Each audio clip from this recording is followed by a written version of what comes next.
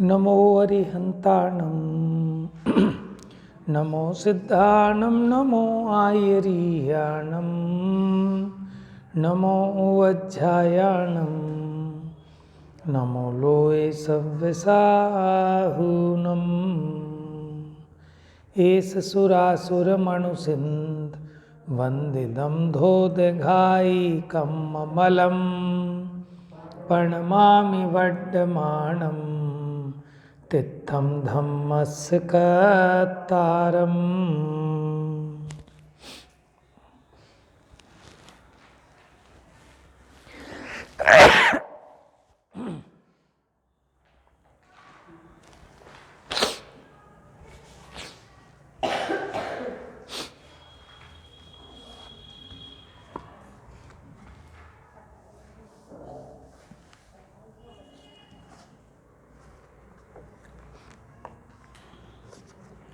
तो यहाँ अपनी चर्चा चल रही थी कि आत्मा ज्ञान आत्मा है, लेकिन आत्मा ज्ञान भी है और अन्य भी है।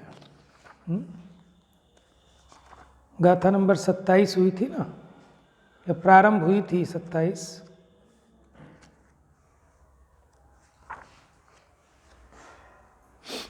28 प्रारंभ हो गई थी, गाथा नंबर 28। गाथा पढ़ते हैं एक बार।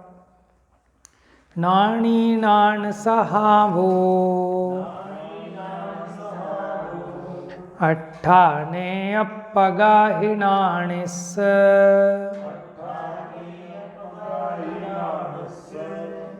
रूवाणि वचक्षूणम् नेवण्णोन्ने सुवटन्ति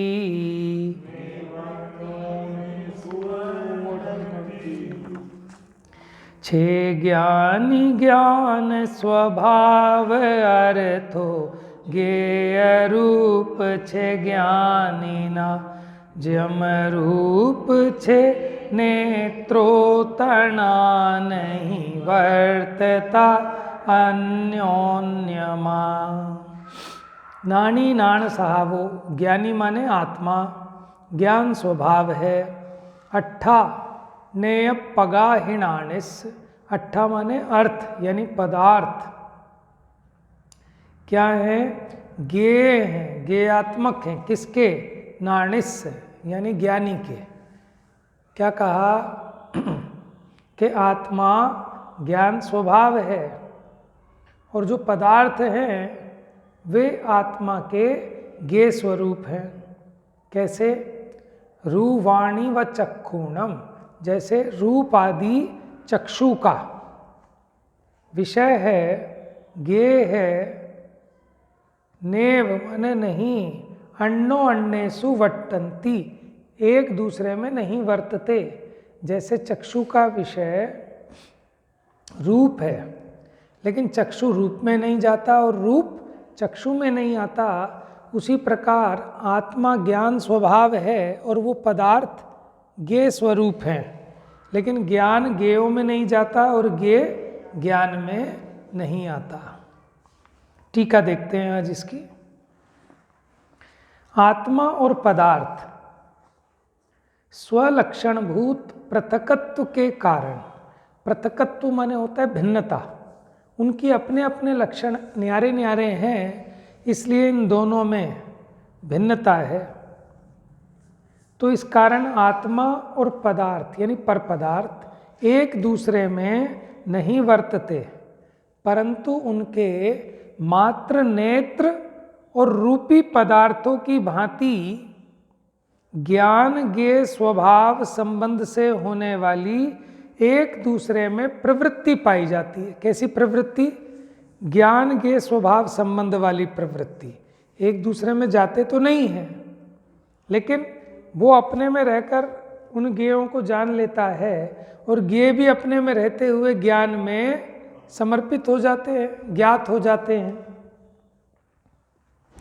प्रत्येक द्रव्य का लक्षण अन्य द्रव्यों से भिन्नत्व होने से आत्मा और पदार्थ एक दूसरे में नहीं वर्तते, माने एक दूसरे में प्रविष्ट नहीं होते, किंतु आत्मा का ज्ञान स्वभाव है और पदार्थों का ज्ञेय स्वभाव है, माने वो जानने में आए, ऐसा उनका स्वभाव है। और आत्मा का कि सबको जाने, ये स्वभाव है, ये विभाव नहीं है। आत्मा सबको जाने, ऐसा आत्मा का स्वभाव है, और उस स्वभाव की व्यक्ति होती है केवल ज्ञान दशा में। ऐसे ज्ञान के भाव रूप संबंध के कारण ही मात्र उनका एक दूसरे में होना नेत्र रूपी पदार्थों की भांति उपचार से कहा जा सकता है। जैसे नेत्र और उनके विषयभूत रूपी पदार्थ परस्पर प्रवेश किए बिना ही ज्ञेयाकारों को ग्रहण और समर्पण करने के स्वभाव वाले हैं। माने नेत्र दूर रहकर उस रूपी पदार्थ को जान लेता है, और रूपी पदार्थ भी माने वहाँ उसके नेत्रों में जाए बिना उसमें समर्पित हो जाता है, माने नेत्र उस रूपी पदार्थों को जान लेता है। उसी प्रकार आत्मा और पदार्थ एक दूसरे में प्रविष्ट हुए बिना ही समस्त ज्ञेयाकारों के ग्रहण और समर्पण करने के स्वभाव वाले हैं। यानी आत्मा कैसा है कि समस्त ज्ञेयाकारों का ग्रहण करने के स्वभाव वाला, और सारे जितने ज्ञेय हैं ये कैसे हैं कि स्वयं को ज्ञान में समर्पित करें, माने ज्ञान में ज्ञात हो जाए, इनमें प्रमेय धर्म है ना, ऐसे स्वभाव वाले हैं। जिस प्रकार आँख रूपी पदार्थों में प्रवेश नहीं करती और रूपी पदार्थ आँख में प्रवेश नहीं करते, तो भी आँख रूपी पदार्थों के ज्ञेयाकारों के ग्रहण करने जानने के स्वभाव वाली है, और रूपी पदार्थ स्वयं के ज्ञेयाकारों को समर्पित होने जनाने के स्वभाव वाले हैं। माने आँख तो ऐसी है कि रूपी पदार्थ को जान ले, और रूपी पदार्थ ऐसे हैं कि जो आँखों के द्वारा माने स्वयं को समर्पित करते हैं, यानी स्वयं उनके जानने में आते हैं, जनाने वाले हैं। उसी प्रकार आत्मा पदार्थों में प्रवेश नहीं करता और पदार्थ आत्मा में प्रवेश नहीं करते, फिर भी आत्मा पदार्थों के समस्त ज्ञेयाकारों के ग्रहण कर लेने यानी जान लेने के स्वभाव वाला है, और पदार्थ स्वयं के समस्त ज्ञेयाकारों को समर्पित हो जाने, ज्ञात हो जाने के स्वभाव वाले हैं। पीछे जो बात चली थी ना कि सभी पदार्थ ज्ञानगत हैं और ज्ञान सर्वगत है, तो वहाँ सर्वगत और ज्ञानगत का मतलब सिर्फ जानने की अपेक्षा समझना, ये मत समझना कि पदार्थ ज्ञान में प्रविष्ट हो जाते हैं और ज्ञान उन ज्ञेयों में प्रविष्ट हो जाता है, ऐसा नहीं है, सिर्फ ज्ञान ज्ञेय संबंध की बात है।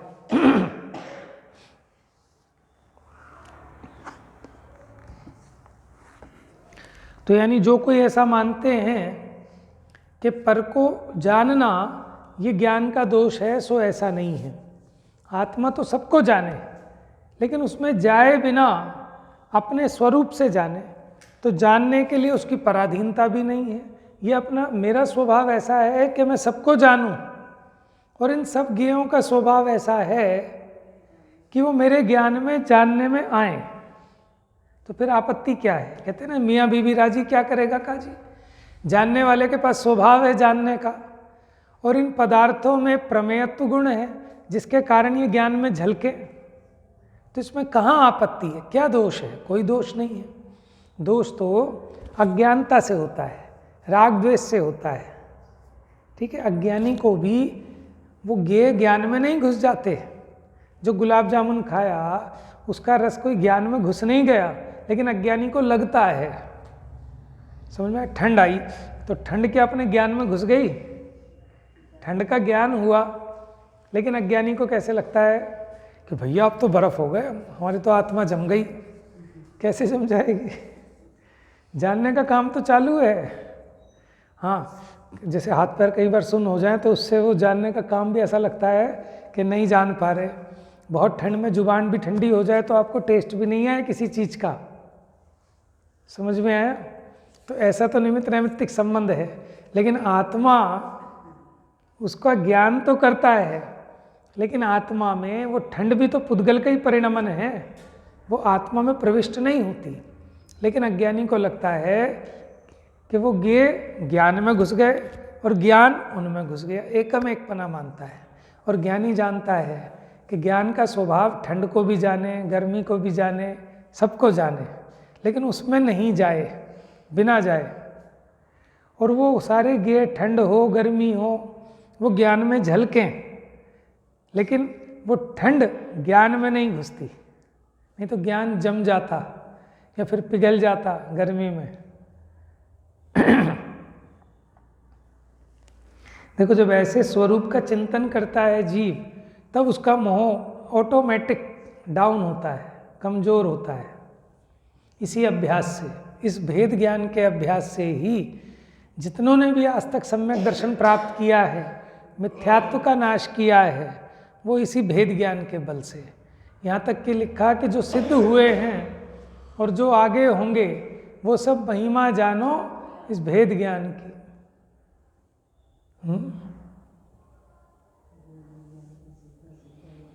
हाँ, भेद विज्ञानतः सिद्धा सिद्धा ये किल केचन अस्यैवा भावतो बद्धा बद्धा ये किल केचन। जो बंधे हैं ना अभी तक, वो इस भेद ज्ञान के न होने के कारण ही बंधे हैं, और जितने आज तक सिद्ध हुए हैं वो भेद ज्ञान से ही सिद्ध हुए हैं। लेकिन देखो मोह की महिमा देखो, ये जीव को सही में ऐसा लगता है कि ठंड ने तो मेरे में ही प्रविष्ट हो गई, गर्मी मुझ में ही घुस गई, मिठास मेरे में ही आ गई, खटास मेरे में ही आ गई, उसका ज्ञान हुआ है। तो इस प्रकार ये 28वीं गाथा में बहुत अच्छी तरह से स्पष्ट कर दिया कि ज्ञान का स्वभाव जानने का तो है, लेकिन पर द्रव्य में जाने का नहीं है। और ज्ञेयों का स्वभाव भी ज्ञान में ज्ञात होने का है, ज्ञान में प्रविष्ट नहीं होते। यानी ज्ञान में ज्ञेयकृत अशुद्धता नहीं आती, ज्ञान शुद्ध रहता है।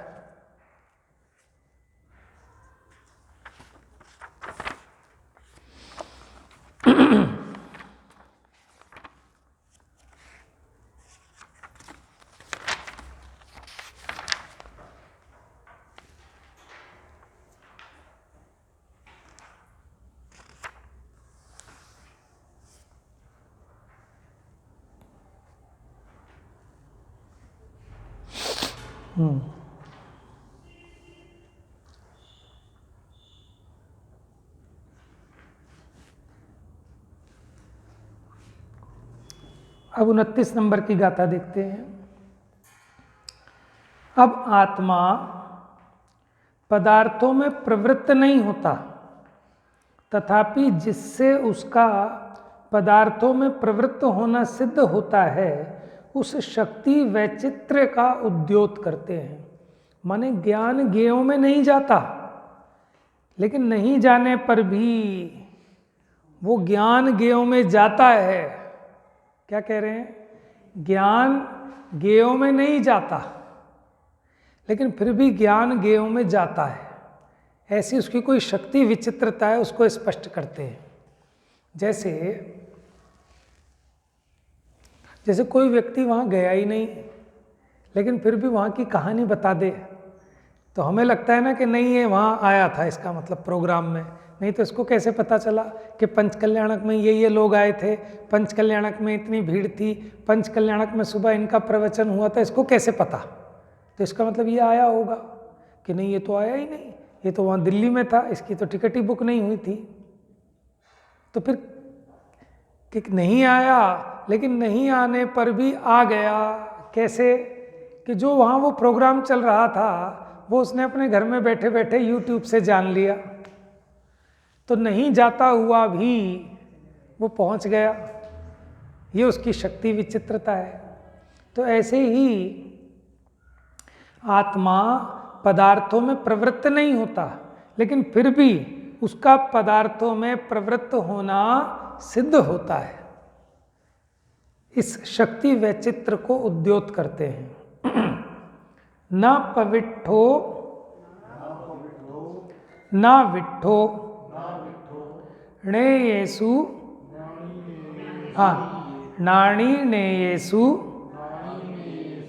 रूपमिव चक्षु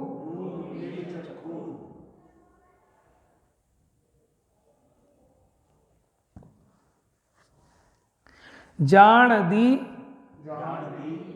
पස්සदी नियदम अक्खातीदो जगम शेषम। गाथा पढ़ते हैं। न पविट्ठो न विट्ठो नाणीने सुरूपमिव चक्षु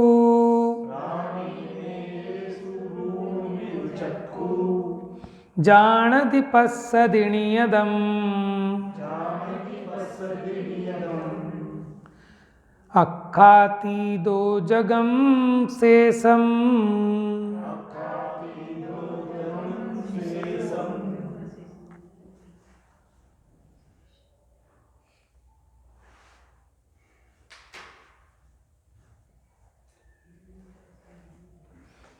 न पविट्ठो न विट्ठो, ना तो प्रविष्ट होता है, ना विट्ठो यानी ना अप्रविष्ट होता, यानी ना तो उसमें जाता और ना नहीं जाता।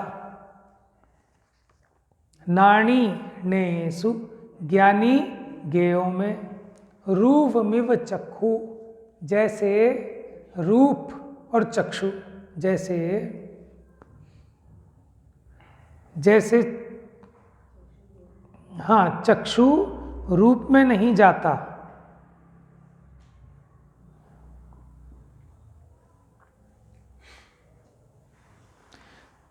रूपमिव चक्षु जानदी कि जैसे रूप को चक्षु जानता है। पස්සदी माने भी देखना होता है। जानदी तो आ गया ज्ञान के लिए और पස්සदी आ गया चक्षु के लिए। नियदम माने नियत रूप से।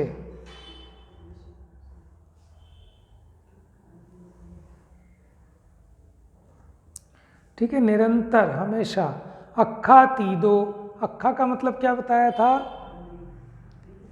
हाँ, अक्ष का मतलब इंद्रिय भी होता है, तो यहाँ हो गया इंद्रियातीदो यानी इंद्रियों से अतीत। जगम शेषम माने अशेष जगत को जान लेता है। कौन? ज्ञानी। कैसे? कि ना पविट्ठो, ना तो प्रविष्ट होता, ना विट्ठो, ना अप्रविष्ट होता। नाणी नेसु जानदी ज्ञानी ज्ञेयों को जान लेता है, जैसे चक्षु रूप को देख लेता है बिना उसमें प्रविष्ट हुए। लेकिन देख लेता है, इस अपेक्षा प्रविष्ट हो गया, लेकिन उसमें जाता नहीं है, इस अपेक्षा प्रविष्ट नहीं है। उसी प्रकार जो इंद्रियों से अतीत हो गया, ऐसा ज्ञानी समस्त ज्ञेयों को उनमें न तो प्रविष्ट हुआ न अप्रविष्ट रहा, क्योंकि ज्ञान की अपेक्षा तो घुस गया उसमें, जान लिया, तो सबको जानता देखता है। ज्ञेय प्रविष्ट न अणप्रविष्ट न जान तो जग सर्वने नित्य अतीन्द्रिय आत्मा जम नेत्र जाने। कि कौन ज्ञानी? कि जो अतीन्द्रिय आत्मा है वह ज्ञेयों में न तो प्रविष्ट होता न अप्रविष्ट होता। जान तो सर्व जग ने, फिर भी सब जग को जान लेता है, जैसे नेत्र रूप को जान लेते हैं। जैसे चक्षु रूप को, उसी प्रकार आत्मा इंद्रियातीत होता हुआ अशेष जगत को ज्ञेयों में अप्रविष्ट रहकर तथा अप्रविष्ट न रहकर निरंतर जानता देखता है। टीका देखो, जिस प्रकार चक्षु रूपी द्रव्यों को स्वप्रदेशों के द्वारा अस्पर्श करता हुआ अप्रविष्ट रहता है। कि अप्रविष्ट कैसे हैं ये आँखें इस रूपी पदार्थ में? क्योंकि ये आँखें अपने इस प्रदेशों को छोड़कर इस माइक के प्रदेशों में प्रवेश नहीं करती इसे जानने के लिए। इसलिए तो अप्रविष्ट है। और फिर कहते हैं न अप्रविष्ट है, माने अप्रविष्ट, पहले में कहा कि प्रविष्ट नहीं होती, उसमें प्रवेश नहीं करती, तो उसको कहा अप्रविष्ट है। फिर कहते हैं कि न अप्रविष्ट है, कि नहीं जाती, ऐसा भी नहीं है। वो किस अपेक्षा कह रहे हैं? तथा ज्ञेय आकारों को आत्मसात करता हुआ अप्रविष्ट न रहकर, माने ऐसा नहीं है कि चक्षु इंद्रिय की पहुंच नहीं है इसमें, कि चक्षु इंद्रिय यहाँ नहीं पहुंचता, लेकिन फिर भी इसकी पहुंच है। किस अपेक्षा? ज्ञान, जानने की अपेक्षा। तो ज्ञेयाकारों को आत्मसात करता हुआ अप्रविष्ट न रहकर जानता देखता है, इस अपेक्षा देखें तो प्रवेश हो गया। इसी प्रकार आत्मा भी इंद्रियातीतता के कारण, क्योंकि अब ये कैसा हो गया, आत्मा अतीन्द्रिय हो गया, क्योंकि इंद्रियों से अब नहीं जानता। अब जो आत्मा अतीन्द्रिय हो गया, माने केवल ज्ञानी हो गया, प्राप्य कारिता की विचार गोचरता से दूर होता हुआ।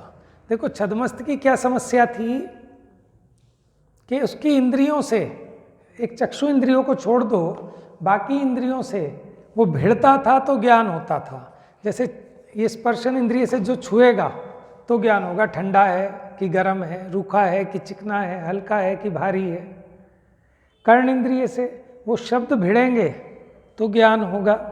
घ्राण इंद्रिय से सुगंध दुर्गंध के परमाणु भिड़ेंगे, रसना इंद्रिय से वो रस के परमाणु भिड़ेंगे।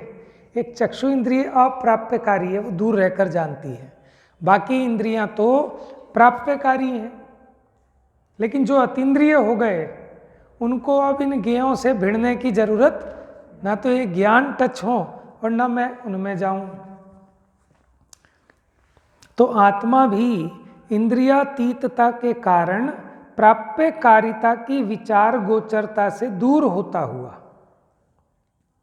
ज्ञेयभूत समस्त वस्तुओं को स्वप्रदेशों से अस्पर्श करता है। स्पर्श नहीं करता, अस्पर्श करता है, माने उन्हें छूता भी नहीं है। इसलिए अप्रविष्ट रहकर जानता है, देखता है। कौन? आत्मा समस्त ज्ञेयों को छुए बिना उन सबको जान लेता है।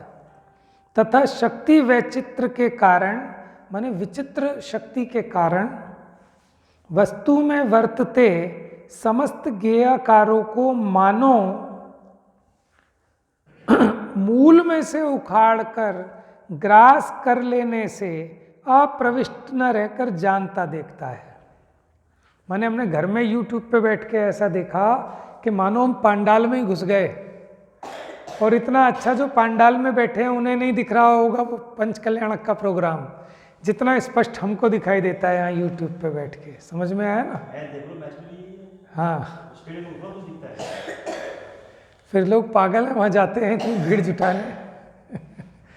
क्या दिखते होंगे वहाँ? वो अपेक्षा अलग है, ये अपेक्षा अलग है, माहौल, वहाँ का माहौल। हाँ, तो वहाँ माहौल को एंजॉय करने जाते हैं बस। तो आप ये देखो, तो इस अपेक्षा कह रहे हैं कि वो प्रविष्ट हो गया उसमें, मानो उसने उन ज्ञेयाकारों को ग्रस लिया है ज्ञान ने। जैसे ग्रास खाते हैं ना, ऐसे ज्ञान में वो ज्ञेय मानो जैसे ग्रासित हो गए, इसने पी लिया हो उन ज्ञेयों को, ऐसा मानो इसमें प्रवेश ही हो गए हों। इसलिए अप्रविष्ट नहीं है। पहले तो कहता अप्रविष्ट, अप्रविष्ट माने नो एंट्री, कि आत्मा उसमें नहीं जाता और वो आत्मा में नहीं आते। लेकिन फिर भी ये देखो, शक्ति वैचित्र के कारण वस्तु में वर्तते समस्त ज्ञेयाकारों को मानो मूल में से उखाड़कर ग्रास कर लेने से अप्रविष्ट न रहकर जानता देखता है उस ज्ञेय को। इस प्रकार इस विचित्र शक्ति वाले आत्मा के पदार्थों में अप्रवेश की भांति प्रवेश भी सिद्ध होता है, जान लेता है। इस अपेक्षा तो कहा कि आत्मा उनमें प्रविष्ट हो गया। ठीक है। और उसमें जाता नहीं है, अपने प्रदेशों को छोड़कर उस वस्तु में नहीं जाता, उसे छूता नहीं, इस अपेक्षा अप्रविष्ट। बात समझ में आ गई? भावार्थ, यद्यपि आँख अपने प्रदेशों से रूपी पदार्थों को स्पर्श नहीं करती, आँख जिसको देखती है उसको छूती नहीं है आँख, इसलिए वह निश्चय से ज्ञेयों में अप्रविष्ट है, उसमें जाती नहीं है, फिर भी रूपी पदार्थों को जानती देखती है। इसलिए व्यवहार से ये कहा जाता है कि मेरी आँख बहुत से पदार्थों में जा पहुँचती है, कि मेरी आँखें वहाँ तक का जान लेती हैं, तो उसको कहते हैं कि मेरी पहुँच वहाँ तक है। इसी प्रकार यद्यपि केवल ज्ञान प्राप्त आत्मा अपने प्रदेशों के द्वारा ज्ञेय पदार्थों को स्पर्श नहीं करता, इसलिए वो निश्चय से तो ज्ञेयों में अप्रविष्ट है, तथापि ज्ञायक दर्शक शक्ति की कोई ऐसी परम अद्भुत विचित्रता के कारण निश्चय से दूर रहकर वह समस्त ज्ञेयाकारों को जानता देखता है। इसलिए व्यवहार से ये कहा जाता है कि आत्मा सर्वद्रव्य पर्यायों में प्रविष्ट हो जाता है। तो किस अपेक्षा सर्वगत कहा इसको, कि उसको जान लिया। इस प्रकार व्यवहार से ज्ञेय पदार्थों में आत्मा का प्रवेश सिद्ध होता है। समझ में आ गई? अब यहाँ इस प्रकार ये स्पष्ट करते हैं कि ज्ञान पदार्थों में प्रवृत्त होता है। अब दृष्टांत देके ये सिद्ध करेंगे कि वो ज्ञान पदार्थों में वर्तता है, प्रवृत्त होता है।